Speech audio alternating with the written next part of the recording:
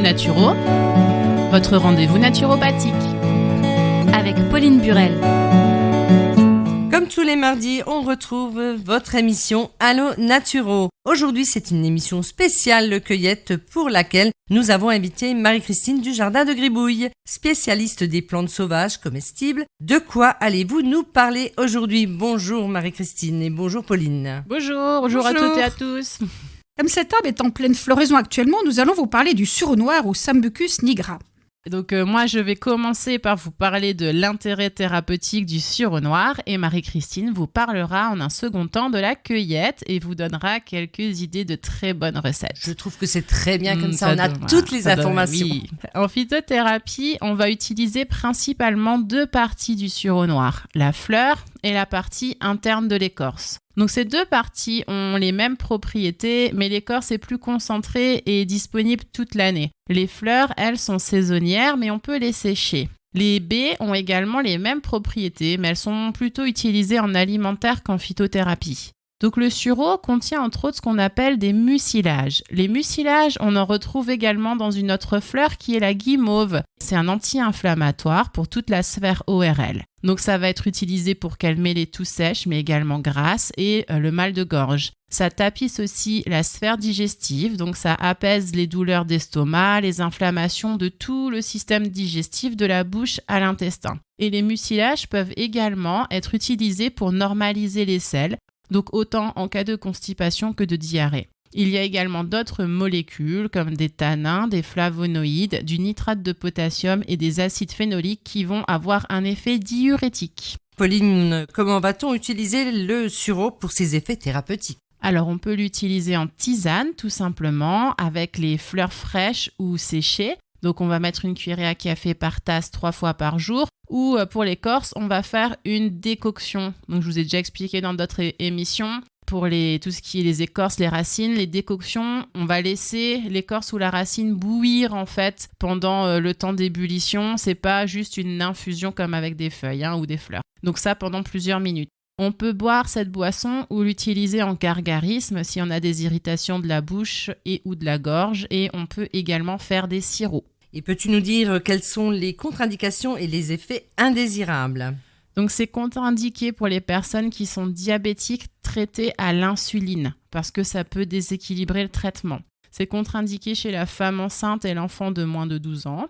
Et à prendre en compte, pour les personnes qui ont déjà un traitement diurétique, ça va augmenter l'effet. Donc parlez-en à votre médecin avant d'en prendre.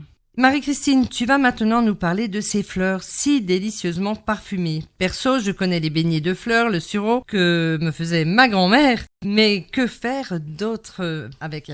Oui, tout à fait, les beignets sont excellents. Vous pourrez d'ailleurs trouver une recette sur la page Facebook de la radio. Actuellement, nous débutons la saison des fraises, alors pensez, chers auditeurs, à égrener des fleurs avec une fourchette ou un couteau. Si elles sont déjà assez avancées, à les secouer dans votre saladier. Le parfum délicieux des fleurs de sureau se marie à merveille avec les fraises. Maintenant que le soleil pointe à nouveau le bout de son nez, pensons à un bon sorbet aux fleurs de sureau en dessert ou en goûter.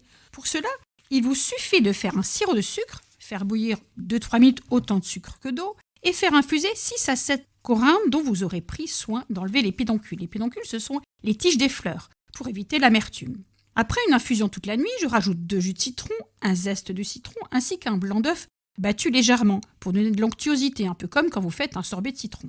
Pour parfaire le tout, un financier à la fleur de sureau, quelques fleurs, fraises et fleurs en déco. Et vous épaterez vos invités. Ça donne envie de goûter, bien sûr. Oui, moi aussi. Je m'en doutais, alors je vous ai réalisé une petite surprise après l'émission. C'est parfait ça. C'est le panier que j'ai vu. Moi aussi, je l'ai repéré. T'as repéré. Eh bien oui, génial. Et que faire d'autre avec ces fleurs, bien sûr? De nombreuses recettes comme la gelée de fleurs de sureau, du sirop de fleurs de sureau, du pesto, un clafoutis à la rhubarbe aux fleurs de sureau. Également un excellent mariage. D'ailleurs, hier, on en a mangé, on a fêté les 70 ans d'Ursule et c'était au dessert et ils étaient tous ravis. Sans oublier cette excellente boisson nommée le champagne des fées. Le champagne des fées, pourquoi ce nom féerique? En fait, le sureau est également surnommé l'arbre des fées, car il est connu pour avoir de nombreux pouvoirs de guérison, dont vous a déjà parlé Pauline tout à l'heure.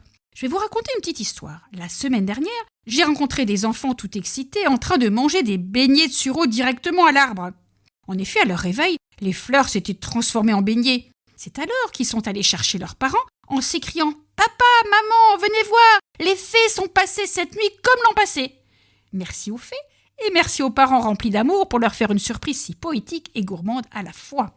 Quelle belle tradition. Revenons-en alors au champagne des fées ou à la limonade de sureau. Comment se fabrique-t-elle ? Tout simplement. Pour la mémoriser, j'utilise souvent le chiffre 3. En effet, dans un récipient, vous mettez 3 litres d'eau, 300 g de sucre, 3 citrons coupés en rondelles ou en petits morceaux, et non pas 3 fleurs, ça ferait pas grand-chose pour bien parfumer la limonade. Donc je retiens 3 x 5, un peu de maths pour les enfants, 3 x 5, 15 corymbes, 15 grappes de fleurs de sureau. Vous mélangez le tout, vous recouvrez le bocal avec un tissu ou une compresse et vous laissez fermenter 3 jours au soleil. Et enfin, on filtre et on met en bouteille.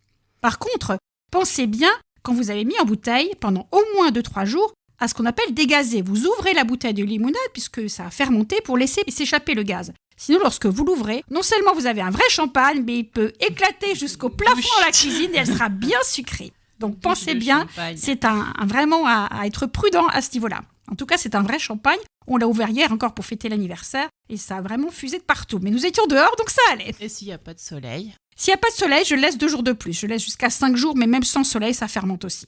C'est impressionnant la diversité d'usages culinaires. Peut-on aussi les utiliser autrement qu'en dessert ? Oui, tout à fait. J'en fais une sauce pour le poisson qui est délicieuse, mais aussi un vinaigre aromatisé à la fleur de sureau. On appelle ça le vinaigre surare. Pour nos salades. Ainsi, le doux parfum nous sera rappelé même en hiver. Ce vinaigre peut servir aussi à donner du goût à un pesto de fleurs de sureau que vous pourrez réaliser avec du parmesan, des pignons de pain, du jus de citron, de l'huile d'olive et un fromage frais nature. Dans la vallée, on a de bons fromages frais. Entre Malplaquet et Lutzelouse avec Sibylle, on a des bons fromages de chèvre et de brebis. Avec un délicieux pain d'épaule, vous vous régalerez à l'apéro. Vous pourrez aussi diversifier votre apéro en concoctant un délicieux velouté de carottes aux fleurs de sureau, servi dans des petites verrines. Comment faire pour être sûr de bien identifier le sureau noir et de ne pas le confondre avec un autre sureau ? Très bonne question, Kiki. Oui, il est capital, comme pour toutes les plantes sauvages, de connaître les plantes à 100%, comme nous le rappelait Pauline la semaine dernière. Prudence. Pour le sureau, c'est assez facile à déterminer. Le sureau noir est un arbrisseau, voire un arbre, qui peut aller de 2 à 8 mètres de haut. Il fait du bois et a donc un tronc. Alors que son cousin, le sureau yèbre, qui lui est toxique, est une plante herbacée, une tige et une fleur, avec des fleurs et des fruits dressés vers le haut, contrairement au sureau noir, chez qui ils sont dressés vers le bas. Il existe aussi le sureau rouge, qui pousse plutôt en montagne, dont les fleurs sont jaunes et les fruits comestibles, cuits en gelée.